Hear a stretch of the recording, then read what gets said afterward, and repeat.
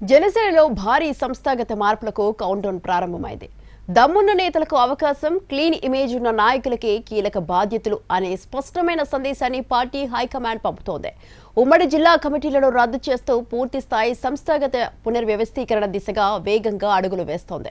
కమిటీల్లో కొత్త నేతలకు ప్రాధాన్యం కల్పించి క్షేత్రస్థాయిలో పార్టీని మరింత బలోపేతం చేయాలని లక్ష్యంగా పెట్టుకుంది. త్వరలోనే 28 జిల్లాలకు కొత్త అధ్యక్షులు, కొత్త కమిటీలు ప్రకటించనుంది. కొత్త టీంతో కొత్త వ్యూహాలు, మరింత దూకుడుగా రాజకీయంగా బలమైన అడుగులు వేయడానికి సిద్ధమవుతోంది. 2024 ఎన్నికల్లో 100% స్ట్రైక్ రేట్ సాధించి రాజకీయంగా ప్రత్యేక గుర్తింపు తెచ్చుకున్న జనసేన ఇప్పుడు సంస్థాగతంగా కూడా అంతే స్థాయిలో బలపడే దిశగా అడుగులు వేస్తోంది.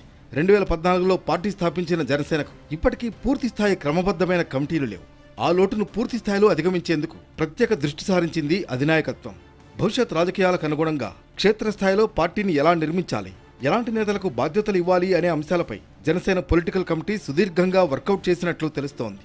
పార్టీ అధ్యక్షుడు పవన్ కళ్యాణ్ ఆమోదంతో క్లీన్ ఇమేజ్, ప్రజల్లో విశ్వసనీయత, క్షేత్రస్థాయిలో పనిచేసే సామర్థ్యం ఉన్న నేతలను గుర్తించే ప్రక్రియ మొదలైంది. అంతేకాదు, రాష్ట్ర వ్యాప్తంగా పలు జిల్లాల నుంచి పార్టీకి ఉపయోగపడతారు అనే నేతలను ఫిల్టర్ కూడా చేస్తున్నారు. ఇలా పనితీరే ప్రామాణికంగా తీసుకుని జిల్లా నుంచి మండల స్థాయి వరకు కొత్త కమిటీలను ఏర్పాటు చేయనున్నారు. త్వరలోనే 28 జిల్లాలకు కొత్త అధ్యక్షులు, కొత్త కమిటీల ప్రకటనతో జనసేన రాజకీయంగా మరింత బలమైన అడుగులు వేయడానికి సన్నద్ధమవుతోంది. పాత కమిటీలను రద్దు చేసి కొత్తగా నియమించే కమిటీల్లో యువత, మహిళలు, వివిధ సామాజిక వర్గాలకు సముచిత ప్రాతినిధ్యం కల్పించాలనే దిశగా కూడా ఆలోచనలు జరుగుతున్నాయి.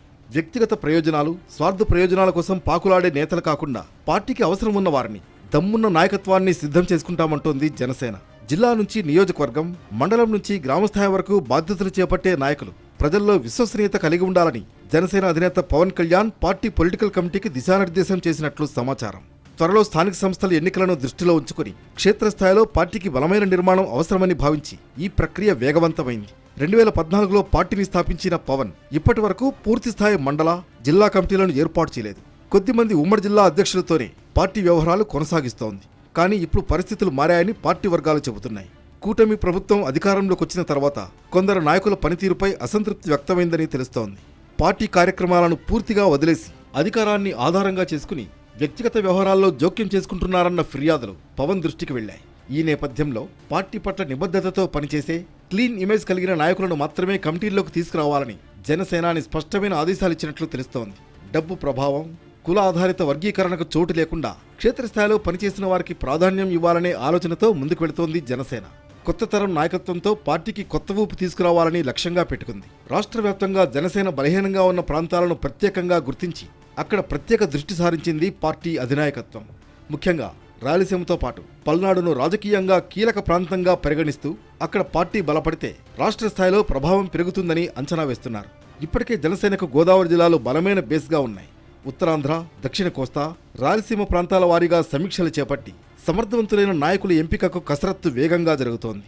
టీడీపీ, వైసీపీలకు దీటుగా క్షేత్రస్థాయిలో పార్టీని బలోపేతం చేయాలంటే శక్తివంతమైన కమిటీలు అవసరమని జనసేన స్టీరింగ్ కమిటీ భావిస్తోంది.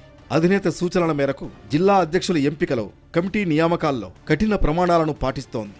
త్వరలోనే రాష్ట్ర వ్యాప్తంగా కొత్త కమిటీలను ప్రకటించనుంది.